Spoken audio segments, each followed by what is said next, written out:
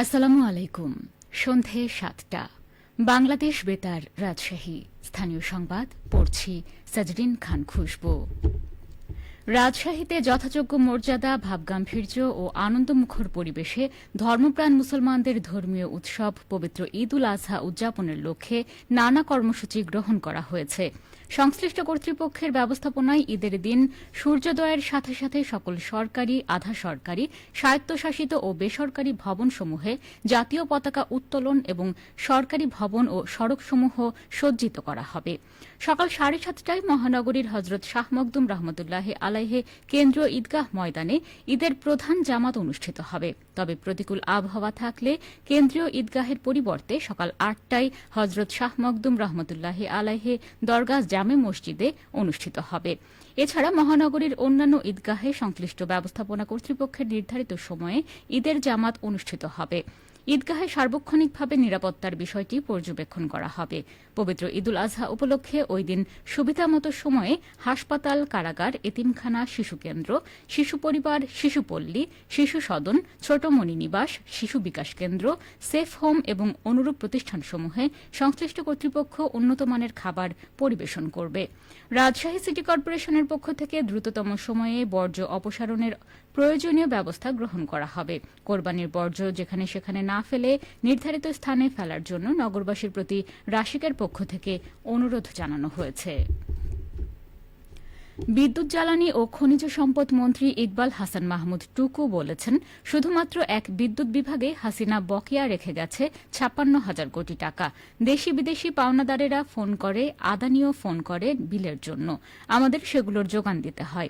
আজ দুপুরে সিরাজগঞ্জ জেলা প্রশাসক কার্যালয়ের সম্মেলন কক্ষে শিক্ষা খাতের গুণগত মান উন্নয়নে জেলা পর্যায়ের প্রাথমিক, মাধ্যমিক ও উচ্চ মাধ্যমিক শিক্ষা প্রতিষ্ঠানদের সাথে মতবিনিময় অনুষ্ঠানে প্রধান অতিথির বক্তব্যে তিনি একথা বলেন।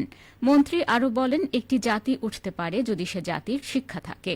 আমরা এবার সরকারে এসে মনস্থির করেছি যে আমাদের বাজেটের জিডিপির প্রায় ৫% আমরা ব্যয় করব শিক্ষা খাতের জন্য।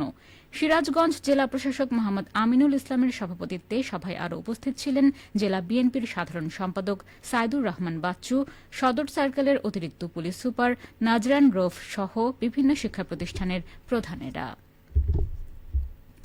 পবিত্র ঈদুল আজহা উপলক্ষে হজরত শাহ মখদুম রহমতুল্লাহ আলাহে কেন্দ্রীয় ঈদগাহ সহ অন্যান্য ঈদগাহের প্রস্তুতি পরিদর্শন করেছেন রাজশাহী সিটি কর্পোরেশনের প্রশাসক মোহাম্মদ মাহফুজুর রহমান রিটন।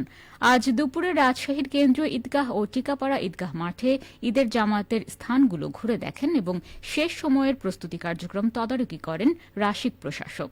পরিদর্শন শেষে রাশিক প্রশাসক বলেন, রাজশাহী সিটি কর্পোরেশনের ব্যবস্থাপনায় কেন্দ্রীয় ঈদগাহ সহ 6টি ঈদগাহে ঈদের নামাজ আদায়ের প্রস্তুতি গ্রহণ করা হয়েছে। শেষ মুহূর্তে কাজ চলছে।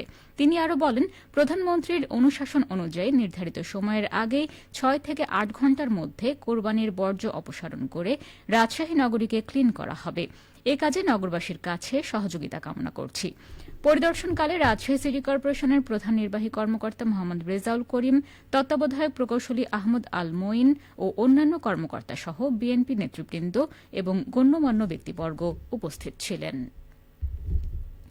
পবিত্র ঈদুল আজহা উপলক্ষে নওগাঁর বদলগাছিতে অসহায়, দরিদ্র ও দুস্থ মানুষের মাঝে আর্থিক সহায়তা প্রদান করা হয়েছে। প্রধানমন্ত্রীর ত্রাণ ও কল্যাণ তহবিল থেকে এসব আর্থিক অনুদান বিতরণ করেন নওগাঁ ৩ আসনের সংসদ সদস্য ফজলে হুদা।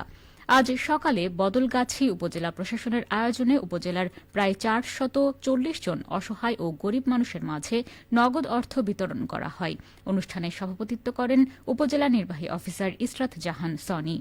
এ সময় এমপি ফজলে হুদা বাবুল বলেন, ঈদের আনন্দ সবার মাঝে ছড়িয়ে দিতেই প্রধানমন্ত্রীর ত্রাণ ও কল্যাণ তহবিল থেকে নগদ অর্থ দেয়া হচ্ছে। সমাজের বিত্তবানদেরও অসহায় মানুষের পাশে দাঁড়ানো উচিত। কেউ যেন ঈদের দিনে কষ্টে না থাকে সেদিকে সবাইকে নজর দিতে হবে। শস্য ভাণ্ডার খ্যাত নাটোরে বোরো ধান কর্তন এখন শেষের পথে। এ পর্যন্ত ৪৯,৯৬৫ হেক্টর অর্থাৎ ৮৭% জমির ধান কাটা হয়েছে। হেক্টর প্রতি ফলন পাওয়া গেছে ৪.৯৬ টন চাল। মৌসুম শেষে প্রায় ৩ লাখ টন চাল পাওয়া যাবে বলে আশা করা হচ্ছে। চলতি মৌসুমে জেলায় ৫৭,২০০ হেক্টর জমিতে বোরো ধান আবাদ হয়েছে। এর মধ্যে উপসি জাতের ৫২,৭০৪ হেক্টর, হাইব্রিড জাতের ৪,৪৬১ হেক্টর এবং স্থানীয় জাতের ৩৫ হেক্টর। কৃষি সম্প্রসারণ অধিদপ্তর নাটোর জেলা কার্যালয়ের উপপরিচালক মোহাম্মদ হাবিবুল ইসলাম খান জানান, সুষম সারের ব্যবহার, যথাযথ পরিচর্যা, সকল উপকরণের সহজলভ্যতা ইত্যাদি কারণে ধানের আশানুরূপ ফলন পাওয়া যাচ্ছে। আগাম বৃষ্টির কারণে আবাদি জমির ধান ক্ষতির হাত থেকে রক্ষা করতে কৃষি বিভাগ কৃষকদের প্রয়োজনীয় পরামর্শ দিয়ে যাচ্ছে। সবশেষে আবহাওয়া। আজ রাজশাহীতে সর্বোচ্চ তাপমাত্রা ছিল ৩১.৪ ডিগ্রি এবং সর্বনিম্ন 22.5 ডিগ্রি সেলসিয়াস।